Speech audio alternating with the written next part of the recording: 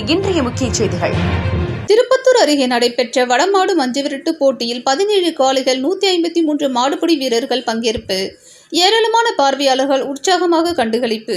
சிவகங்கை மாவட்டம் திருப்பத்தூர் அருகே மருதிப்பட்டியில் ஸ்ரீ மருது ஐயனார் கோவில் தோரண வாயில் கும்பாபிஷேக விழாவை முன்னிட்டு முதலாம் ஆண்டு வடமாடு மஞ்சுவிரட்டு போட்டி நடைபெற்றது.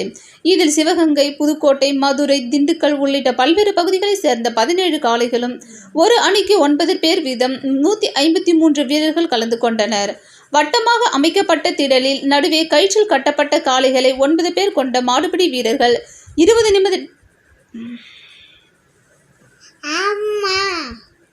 வட்டமான அமைக்கப்பட்ட திடலில் நடுவே கயிற்றில் கட்டப்பட்ட காளையை 9 பேர் கொண்ட மாடுபிடி வீரர்கள் 20 நிமிடத்தில் அடக்க வேண்டும் என நிர்ணயிக்கப்பட்டது. விறுவிறுப்பாக நடைபெற்ற இப்போட்டியில் துடிப்புடன் சீறி வந்த காளைகளை மாடுபிடி வீரர்கள் வீரத்துடன் போராடி அடக்கி பார்வையாளர்களின் கைத்தட்டலை பெற்றனர்.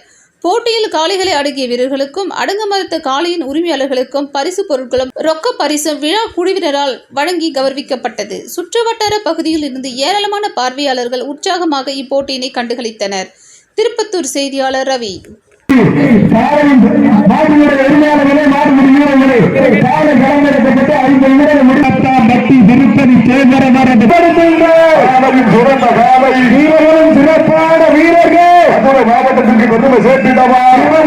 அப்படியே ஒரு நிமிஷம் அப்படியே போட்டோ எடுத்து